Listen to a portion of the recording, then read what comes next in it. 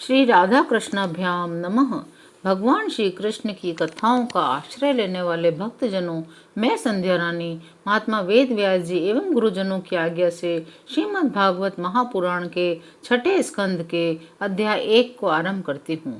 पहला अध्याय अजामिल का उपाख्यान। राजा परीक्षित ने कहा, भगवान, अब मैं वह उपाय जानना चाहता हूँ जिसके अनुष्ठान से मनुष्यों को अनेकानेक भयंकर यातनाओं से पूर्ण नरकों में न जाना पड़े। आप कृपा करके उसका उपदेश कीजिए। श्री सुखदेव जी ने कहा, मनुष्य मन, वाणी और शरीर से पाप करता है। यदि वह उन पापों का इसी जन्म में प्रायश्चित न कर ले तो मरने के बाद उसे अवश्य ही उन भयंकर यातनापूर्ण नरकों में जाना पड़ता है। इसलिए बड़ी सावधानी और सजगता के साथ रोग एवं मृत्यु के पहले ही शीघ्र से शीघ्र पापों की गुरुता और लघुता पर विचार करके उनका प्रायश्चित कर डालना चाहिए। जैसे मर्मज्ञ चिकित्सक रोगों का कारण और उनकी गुरुता लघुता जानकर झटपट उनकी चिकित्सा कर डालता है।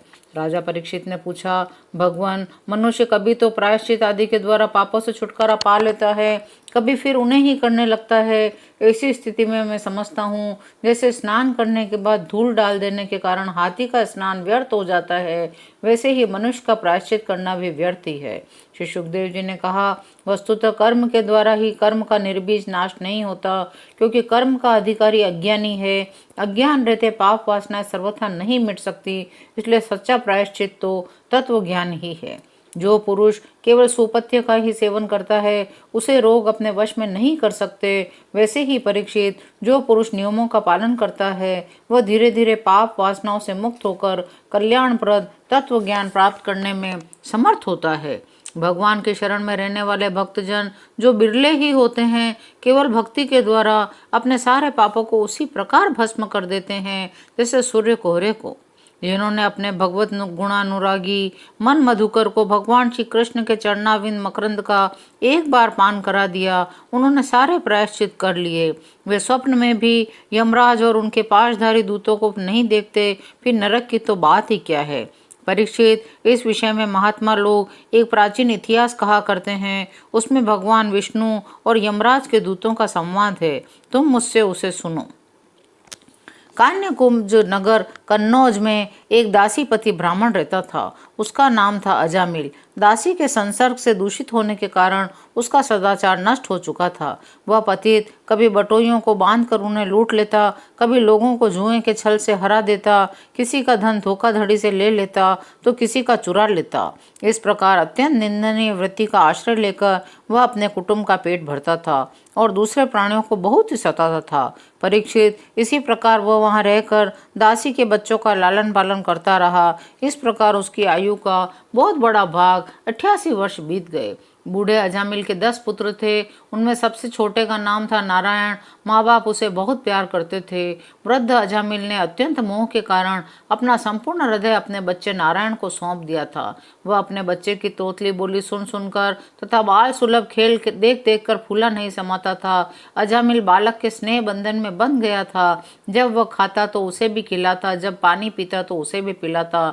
इस प्रकार वह अतिशय मूढ़ हो गया था। उसे इस बात का पता ही न चला कि मृत्यु मेरे सिर पर आ पहुंची है। वह मूर्ख इसी प्रकार अपना जीवन बिता रहा था कि मृत्यु का समय आ पहुंचा।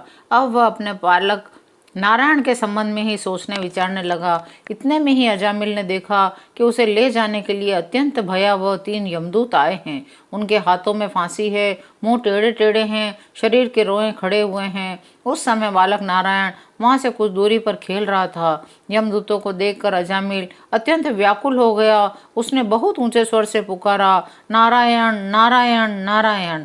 भगवान के पार्षदों ने देखा यह मरते समय हमारे स्वामी भगवान नारायण का नाम ले रहा है, उनके नाम का कीर्तन कर रहा है। अतः वे बड़े वेग से झटपट वहां आ पहुंचे। उस समय यमराज के दूत दासीपति अजामिल के शरीर में से उसके सूक्ष्म शरीर को खींच रहे थे। विष्णु दूतों ने उन्हें बलपूर्वक रोक दिया। उनके रोकने पर यमराज के दूतों ने उनसे कहा, अरे धर्मराज की आज्ञा का निषेध करने वाले तुम लोग हो कौन? तुम किसके दूत हो? कहाँ से आए हो? इसे ले जाने से हमें क्यों रोक रहे हो? क्या तुम लोग कोई देवता हो, उपदेवता हो अथवा सिद्ध श्रेष्ठ हो? हम देखते हैं तुम सब लोगों के नेत्र कमल दल के समान कोमलता से भरे हैं। तुम पीले पीले रेशमी वस्त्र पहने हो, तुम्हारे सिर पर मुकुट, कानों में कुंडल, गलों में कमल के हार लहरा रहे हैं। सबकी नई अवस्था है, सुंदर सुंदर चार चार भुजाएं हैं। सभी के कर कमलों में धनुष, तरकश, तलवार, गदा, शंख, चक्र, कमल आदि सुशोभित हैं। तुम लोगों की अंग कांति से दिशाओं का अंधकार और प्राकट प्रकाश भी दूर हो रहा है। हम धर्मराज के सेवक हैं, हमें तुम लोग क्यों रोक रहे हो?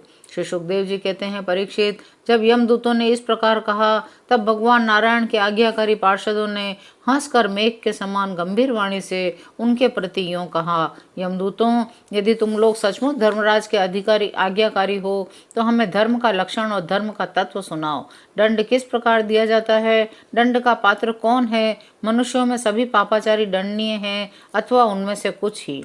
यमदूतों ने कहा, वेदों ने जिन कर्मों का विधान किया है वे धर्म हैं, जिनका निषेध किया है वे अधर्म हैं। जगत के रजोमय, सत्वमय और तमोमय सभी पदार्थ, सभी प्राणी अपने परम आश्रय भगवान में ही स्थित रहते हैं। वेद ही उनके गुण, नाम, कर्म और रूप आदि के अनुसार उनका यथोचित विभाजन करते हैं। जो प्राणी कर्म करते हैं उनका गुणों से संबंध रहता ही है, इसलिए सभी से कुछ पाप और कुछ पुण्य होते ही हैं। देववान होकर कोई भी पुरुष कर्म किए बिना नहीं रह सकता। हमारे स्वामी अजन्मा भगवान सर्वज्ञ यमराज सबके अंतःकरणों में ही विराजमान है, इसलिए वे अपने मन से ही सबके पूर्व रूपों को देख लेते हैं। यही जीव को बार बार हर्ष, शोक, भय, पीड़ा देने वाले जन्म मृत्यु के चक्कर में डालता है।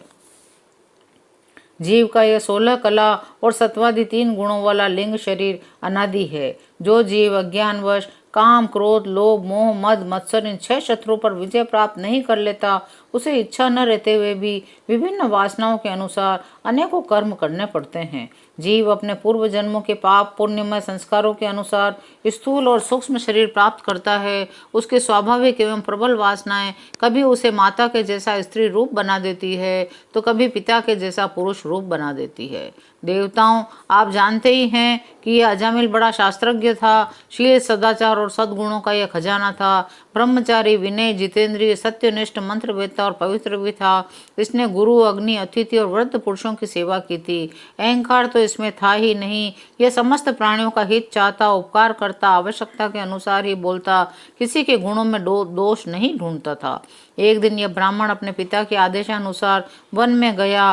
वहां से फल, फूल, समिधा तथा कुश लेकर घर के लिए लौटा। लौटते समय इसने देखा एक भ्रष्ट शूद्र जो बहुत कामी और निर्लज्ज है, शराब पीकर किसी वेश्या के साथ विहार कर रहा है।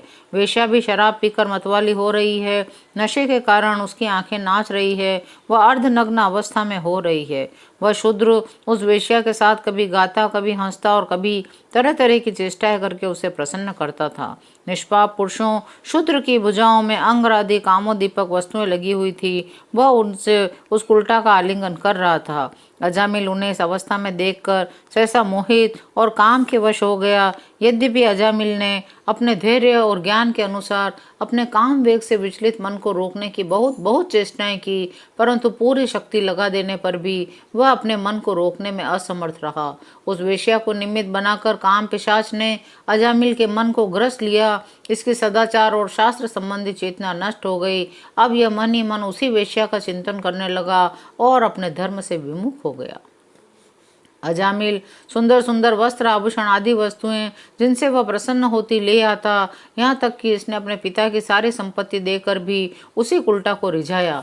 यह ब्राह्मण उसी प्रकार की चेष्टा करता जिससे वह वेश्या प्रसन्न हो। उस स्वच्छंदचारिणी उल्टा की तिरछी चितवन ने इसके मन को ऐसा लुभा लिया कि इसने अपनी कुलीन नवयुवती और विवाहिता पत्नी तक का परित्याग कर दिया। इसके पाप की भी भला कोई सीमा है? यह कुबुद्धि न्याय से, अन्याय से, जैसे भी जहाँ से भी धन मिलता वहीं से उठा लाता। उस वेश्या के बड़े कुटुंब का पालन करने में ही व्यस्त रहता। इस पापी ने शास्त्राज्ञा का उल्लंघन करके स्वच्छंद आचरण किया है। यह सत्पुरुषों द्वारा निंदित है। इसने बहुत दिनों तक वेश्या के मल समान अपवित्र अन्न से अपना जीवन व्यतीत किया, इसलिए इसका सारा जीवन ही पापमय है। इसने अब तक अपने पापों का कोई प्रायश्चित भी नहीं किया है, इसलिए अब हम इस पापी को दंड पाणी भगवान यमराज के पास ले जाएंगे। वहाँ यह अपने पापों का दंड भोग कर शुद्ध हो जाएगा। पहला अध्याय यहीं विराम लेता है। शेष अगले अंक में। जय श्री कृष्ण।